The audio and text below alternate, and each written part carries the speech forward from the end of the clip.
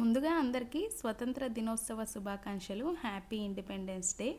So ఈరోజైతే afternoon కొంచెం ఎర్లీగా వర్క్ ఫినిష్ చేసుకుని నేను మా వారు కలిసి మా పాపని మా అమ్మగారి ఇంట్లో డ్రాప్ చేద్దామని స్టార్ట్ అయ్యాము.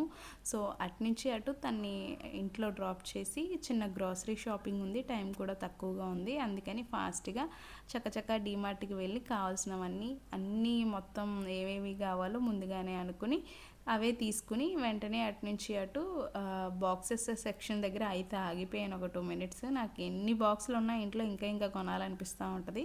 సో మీరు కూడా అంతేనా? సో ఇంకా అటునుంచి అటు బాక్సులు ఒక బాక్స్ తీసుకుని తర్వాత విజేత సూపర్ మార్కెట్కి వచ్చి అక్కడ కొన్ని బజ్జీ మిర్చి ఇంకా సో అండ్ సో వెజిటేబుల్స్ కొన్ని తీసుకున్నాను, ఫ్రెష్ వెజిటేబుల్స్ ఏవి కనిపిస్తాయి.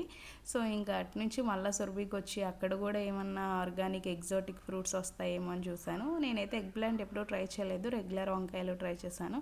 సరే ఎలా ఉంటుందో ట్రై చేద్దామని తీసుకున్నాను. అండ్ అక్కడ స్టాఫ్కి చెప్పి మంచిగా కొన్ని నాకు కావాల్సిన దానిమ్మకాయలు అండ్ అలాగే కొన్ని గ్రేప్స్ అయితే తీసుకున్నాను.